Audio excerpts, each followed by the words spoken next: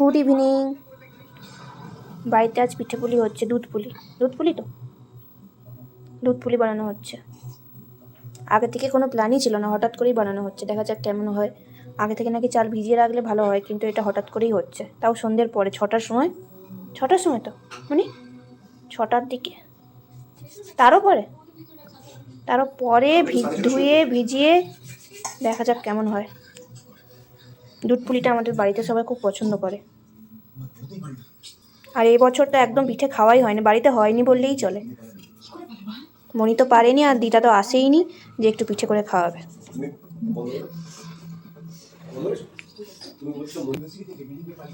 যাই হোক, আজকে পিঠে হচ্ছে, বছরে প্রথম পিঠে হচ্ছে। হ্যাঁ, পরশুদিন জন্মদিন গেছে, জন্মদিন উপলক্ষে এখন পায়েস না হয়ে হচ্ছে দুধ পুলি। যেহেতু দুধ পুলি পছন্দ করে, সেই জন্য দুধ পুলি হচ্ছে। একদম ছোট্ট ছোট্ট, আরও ছোটো ছোটো হতো, দিদারগুলো একদম ছোটো ছোট্টো হচ্ছে, আর মনিরগুলো একটু বড়, কিন্তু খুব সুন্দর দেখতে। এগুলো হচ্ছে হাতের শিল্পকলা, কি কত সুন্দর করতে পারে। দুধের মধ্যে ফোটানো হবে, আর দুধের মধ্যে দেওয়া হবে গুড়। গুড় তো এই যে এখানে গামলাতে দুধ ফোটাতে দিয়ে গেছে, এখনো ফোটেনি ঠিকঠাক, ফুটে যাবে।